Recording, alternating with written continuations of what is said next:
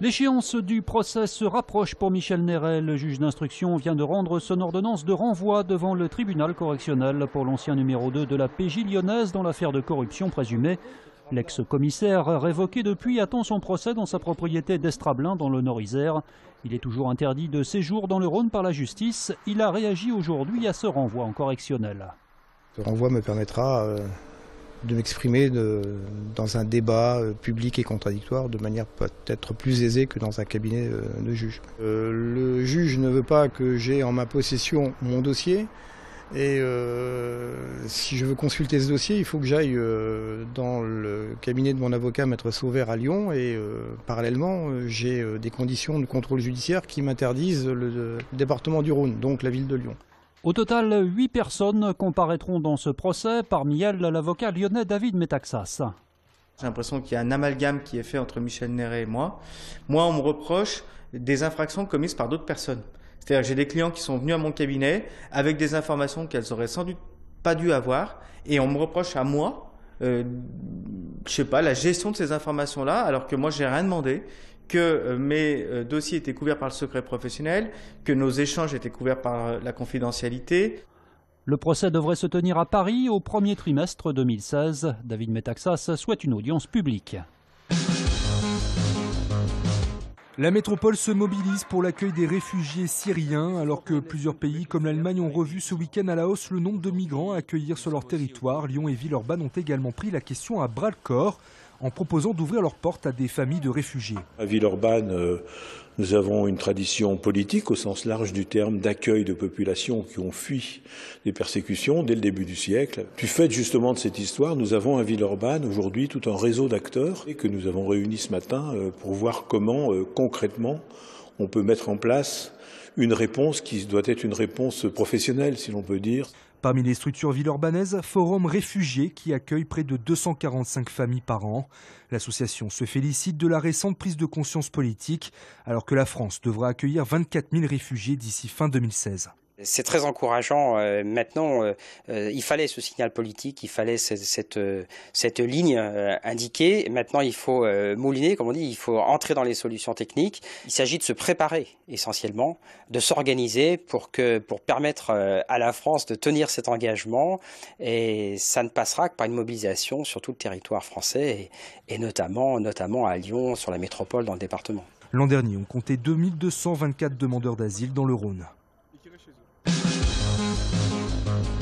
J'ai demandé au ministre de la Défense que dès demain puissent être menés des vols de reconnaissance au-dessus de la Syrie. Ils permettront d'envisager des frappes contre Daesh en préservant notre autonomie de décision et d'action. Des vols de reconnaissance pour de potentielles frappes en Syrie contre l'État islamique. C'est l'annonce qu'a faite François Hollande en fin de matinée aujourd'hui. Cet universitaire lyonnais, auteur d'un livre sur l'islamisme, réagit à cette annonce. C'est une réaction d'un homme politique qui ne veut surtout pas laisser la voie libre au Front National et en quelque sorte rassurer la population française que le chef d'État agit bien contre des formes d'extrémisme religieux qui ont ensuite potentiellement des conséquences sur le territoire national. Et à mon avis, il faut contextualiser ce discours qui est un discours essentiellement à visée rassurante.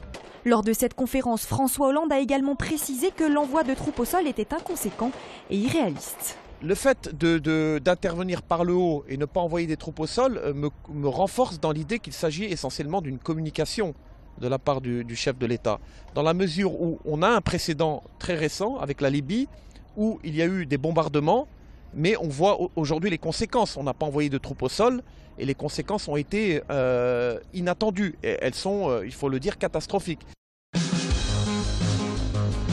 Très gros coup dur, gros coup derrière la tête, parce que bon, c'est le joueur le plus important de l'effectif, surtout en ce début de saison. Les supporters de l'OL présents à l'entraînement ce matin n'avaient qu'un nom à la bouche, celui de Nabil Fekir. L'attaquant vedette de l'Olympique lyonnais a été victime d'une rupture du ligament croisé au genou droit lors du match avec les Bleus contre le Portugal vendredi. Avec Nabil Fekir, on pouvait légitimement envisager une qualification pour les huitièmes de finale et puis la place de dauphin du PSG. Ça va être plus difficile pour atteindre les deux objectifs, c'est clair. Pour l'Euro, ça risque d'être un peu juste, parce que pour une telle blessure, C'est d'une manière générale 6 mois, c'est plus 8 mois pour que vraiment la consolidation se fasse. Quant à l'hypothèse d'un joker médical, Hubert Fournier, l'entraîneur, reste réservé. Il ne faut pas se précipiter, mais là aussi, c'est pas facile, étant donné que on ne peut que avoir un joker médical sur le territoire français. Et il faut qu'il nous amène une plus-value. Si c'est pour prendre, ça ne sert à rien. L'équipe de France de basket a bien entamé son Euro, vainqueur de la Finlande au forceps samedi pour l'ouverture de la compétition. Les Bleus ont déroulé hier soir face à la Bosnie-Herzégovine pour s'imposer 81-54. Une large victoire durant laquelle Charles Cahudi, l'ailier de l'Asvel impérial en défense, s'est distingué. Tout comme son président en club et capitaine en équipe de France, Tony Parker, qui est désormais à un petit point de devenir seul le meilleur marqueur de l'histoire de l'Euro. Prochaine étape ce soir à 21h pour le 3e match de poule face à la Pologne.